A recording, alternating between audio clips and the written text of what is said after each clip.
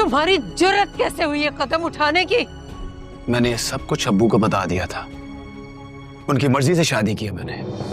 वो लड़का सिर्फ दूसरों को दुख तकलीफ के अलावा और दे क्या सकता है, उससे इससे बढ़कर और तवक्को क्या की जा सकती है।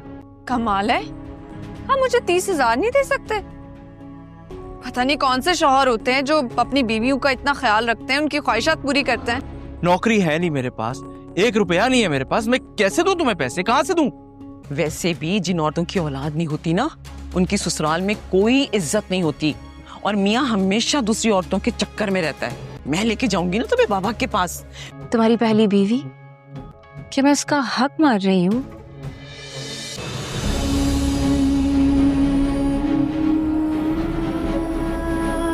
शामिर आखिरकार महनूर से शादी करके उसे घर ले आएगा। शामिर की माँ उस पर बहुत गुस्सा होगी और उसे बातें सुनाएगी कि उसने किसकी इजाजत से शादी की है। शामिर जवाब देगा कि उसने अपने बाप को बताया था और उनकी मर्जी से ही निकाह किया है।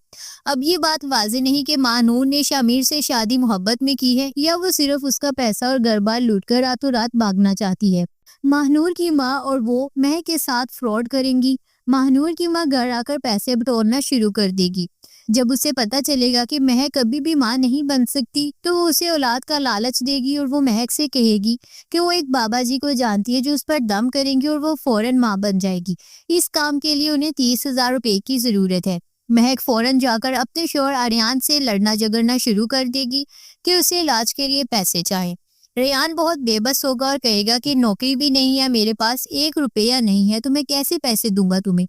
ईमान जब एक दिन अपना सामान लेने आएगी तो महनीर को अपने कमरे में देखकर बहुत ज्यादा दुख करेगी, क्योंकि शाहमीर ने ईमान के कमरे में ही महनूर को ठहराया हुआ है। महनूर और उसकी माँ का पैसा बटोरने का प्लान और फिर औलाद के लालच में महक के साथ फ्रॉड करना बहुत ही घिनौनी साजिश है। एक तरफ बेटा बाप की मर्जी से शादी कर रहा है और दूसरी तरफ घर की ही एक औरत को माँ बनने के झूठे ख्वाब दिखाकर लूटा जा रहा है। रेयान की बेबसी बहुत काबिल रहम है।